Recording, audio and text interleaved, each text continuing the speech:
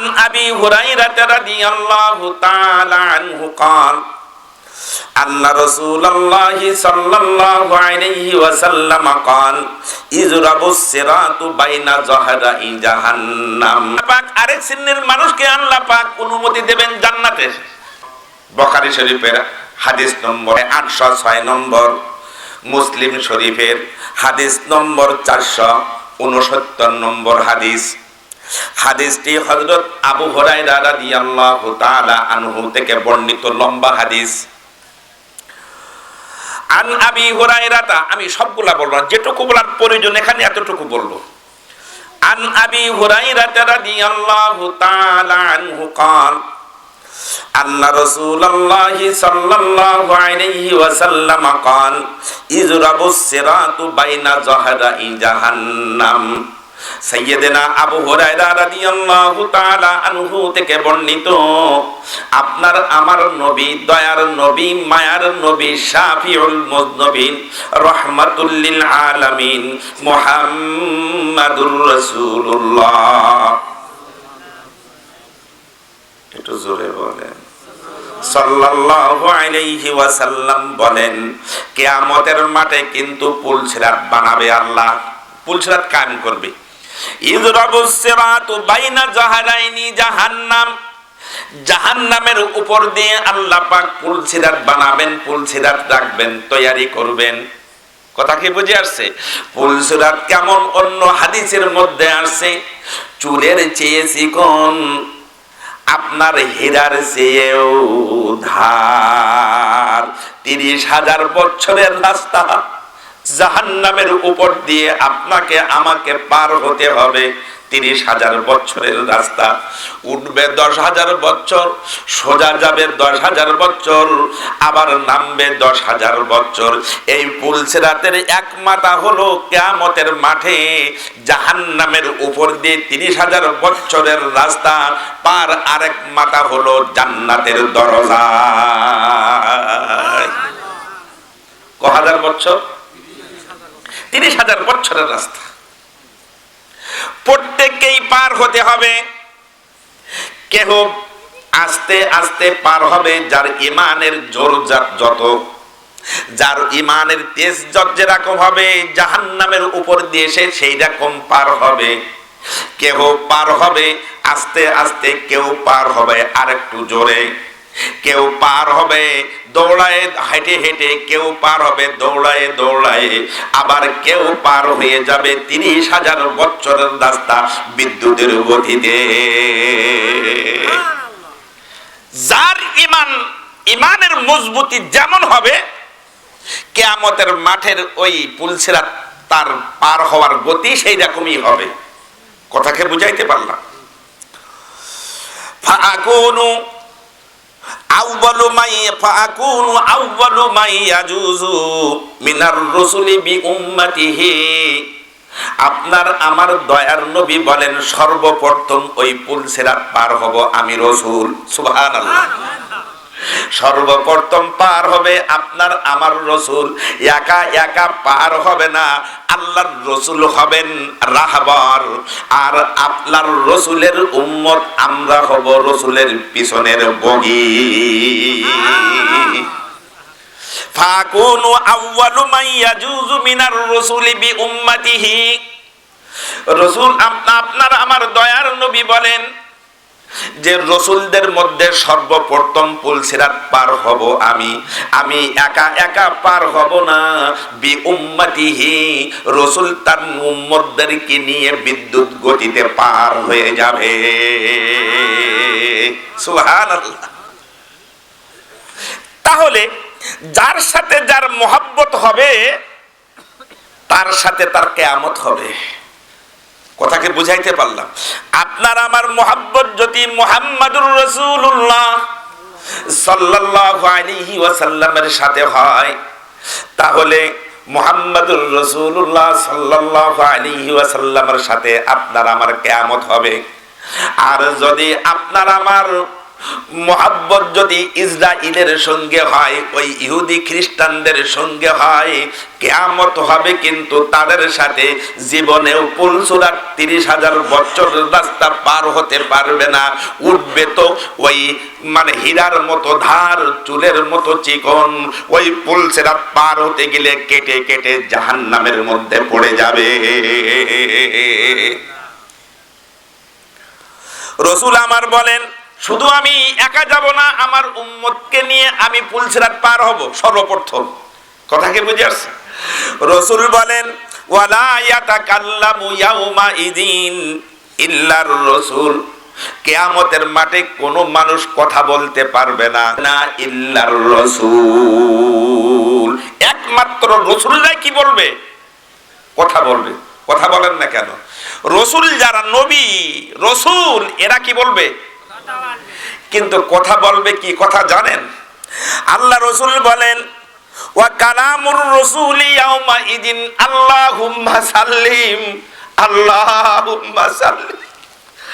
আল্লাহ রাসূল বলেন, কিয়ামতের মাঠে রাসূলগণ তারা অন্য কথা বলবে না, শুধু বলবে আল্লাহুম্মা সাল্লিম আল্লাহুম্মা সাল্লিম।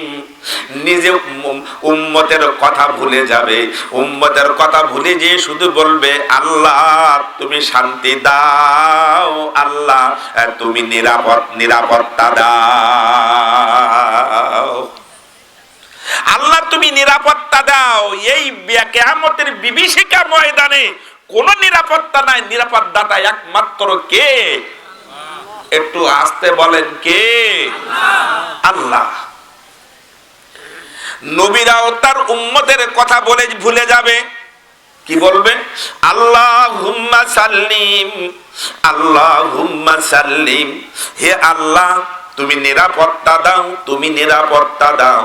তুমি যদি নিরাপত্তা না দাও কোনো উপায় থাকবে না। এই বাক্য থাকবে আপনার প্রত্যেক নবী এবং রাসূলদের মুখে, কিন্তু আপনার আমার রাসূলের মুখে আল্লাহুম্মা সাল্লিম সাল্লিম থাকবে না। আমার আপনার রাসূল আল্লাহর কাছে বলেন, রব্বি হাবলি উম্মতি, আল্লাহু আকবার, রব্বি হাবলি উম্মতি, রব্বি হাবলি উম্মতি।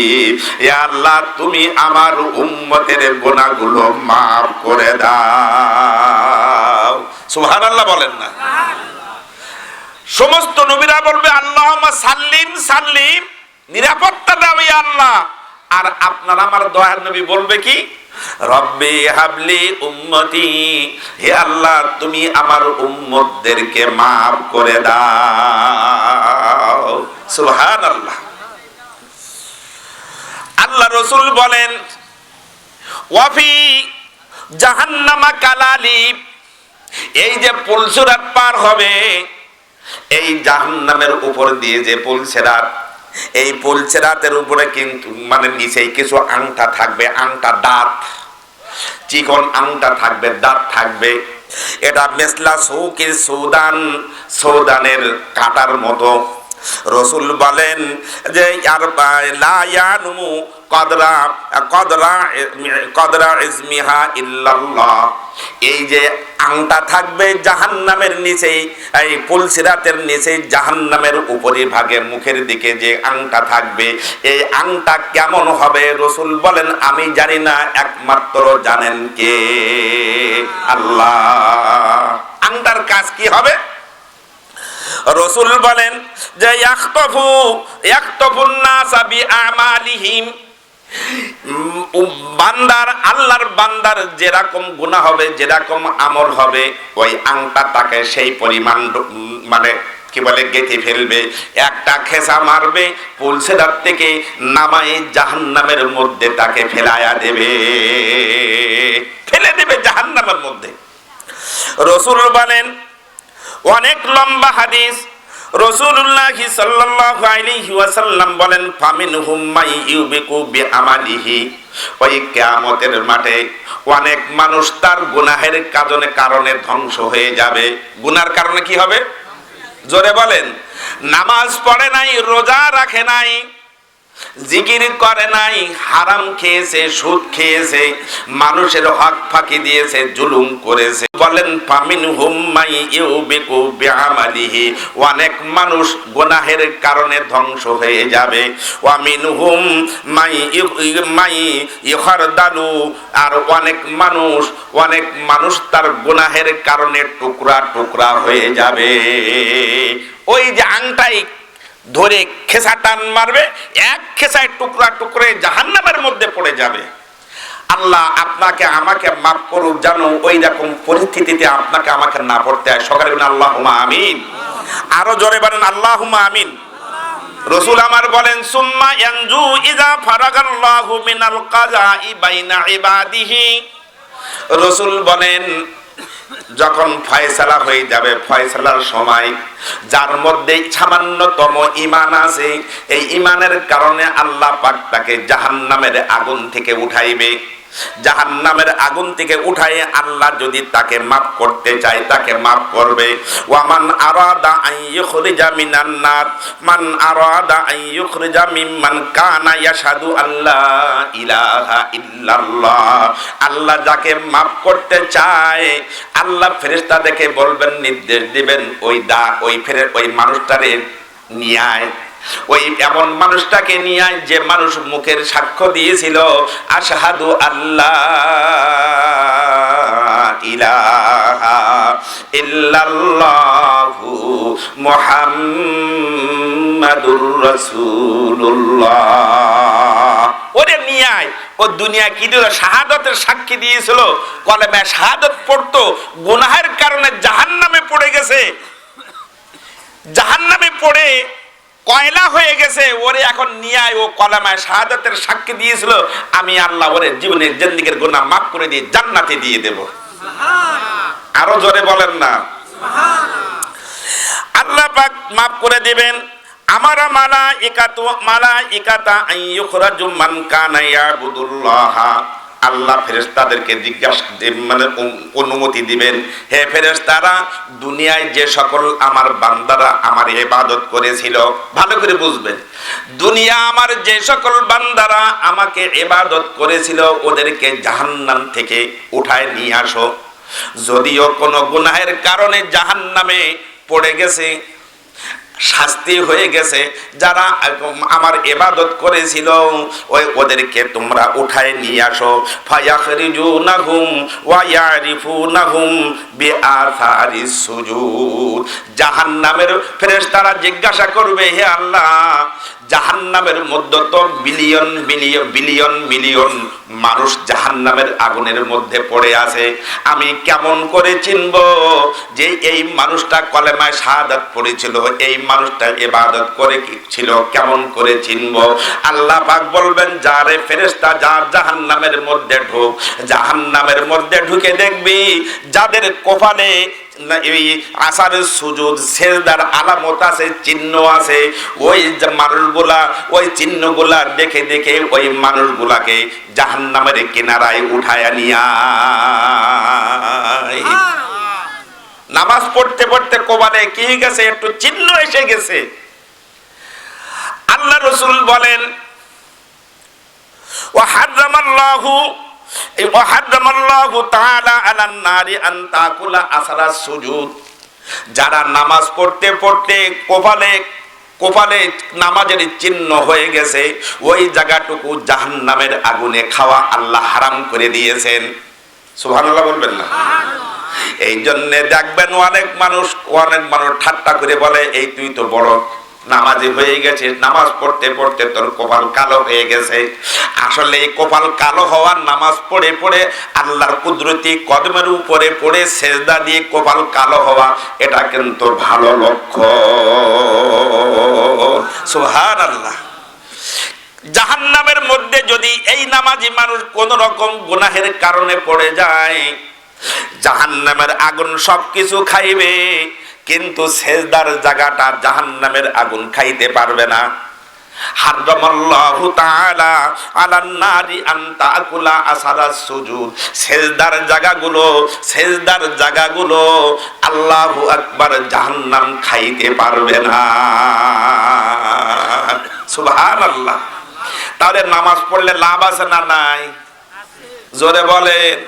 তাই বলে আবার যেন নামাজ না পড়ে শুধু কোপালে ইট মেরে মেরে কালো করবেন না। কথা কি বুঝাইতে পারলাম? নামাজ না পড়ে শুধু কোপালে ইট মেরে মেরে কালো করলেন না। আল্লাহর সাথে কিন্তু ফাঁকি দেওয়া যায় না। কি যায় না? আল্লাহর সাথে কোনো ফাঁকি দেওয়া যায় না। ওই জাহান্নামী মানুষগুলো যখন মানে ফেরেশতারা উঠায় নিয়ে আসবে, ফায়াখরুজুনা মিনান নার কাদ ইনতাহাসু ফায়াসাব্বু আলাইহিম মাউল হায়াত। ওই জাহান্নামী মানুষদেরকে যখন নিয়ে আসবে, উপরে কয়লার মতো কালো হয়ে গেছে, কিন্তু তার চেহারাটা জাহান্নামের আগুনে খায় নাই। আল্লাহ পাক ফেরেশতাদেরকে বলবেন, হে ফেরেশতারা, সঞ্জীবনী পানি মাউল হায়াত, সঞ্জীবনী পানি, জান্নাতের সঞ্জীবনী পানি, হায়াতের পানি দিয়ে ওকে ধুয়ে মুছে গোসল করাও। গোসল করে জাহান্নামের আগুনের চিহ্নগুলো দূর করে দাও। যখন সঞ্জীবনী পানি অর্থাৎ মাউল হায়াত দিয়ে জান্নাতের পানি দিয়ে যখন ফেরেশতারা তাকে গোসল করাইবে, আল্লাহু আকবার, রাসূল আমার বলেন, ওই ব্যক্তির গায়ে তখন জাহান্নামের আগুনে কয়লার মতো পড়ে গিয়েছিল, কোনো চিহ্ন আর থাকবে না। সুবহানাল্লাহ। চিহ্ন আর কি করবে না? কোনো চিহ্ন থাকবে না, কোনো চিহ্ন থাকবে না। কিন্তু বুখারী শরীফের আরেক riwayতের মধ্যে আসছে, আল্লাহ রাসূল সাল্লাল্লাহু আলাইহি ওয়াসাল্লাম বলেন যে এই জাহান্নাম থেকে মুক্তি দেবা মানুষগুলোকে যখন জান্নাতে দেবে, তখন তাদেরকে ইসাম্মুনান জাহান্নামিয়ুন, এদেরকে বলা হবে জাহান্নামী মানুষ। জান্নাতি মানে কি বলে, হায়ার কি বলে, কোয়ালিফিকেশনের মানে কি বলে, জান্নাতীরা ওদেরকে দিকে বলবে এরা জাহান্নামী। মাফ করে দেওয়ার পরও নাম থাকবে কি? ভাইরা আমার, আমি যে হাদিসটাকে পড়ে আপনাদের শোনাইতে চাইতেছি যে কিয়ামতের মাঠে মাত্র দুই শ্রেণীর মানুষ কি পারবে, কথা বলতে পারবে। এক হলো ওয়ারাসাতে নবী, আরেকজন হলো আল্লাহ পাকের রাসূল। সমস্ত রাসূল 1,24,000 নবী আর রাসূল, এরাই কি করতে পারবে, কথা বলতে পারবে। আপনি আমি মুখে তালা।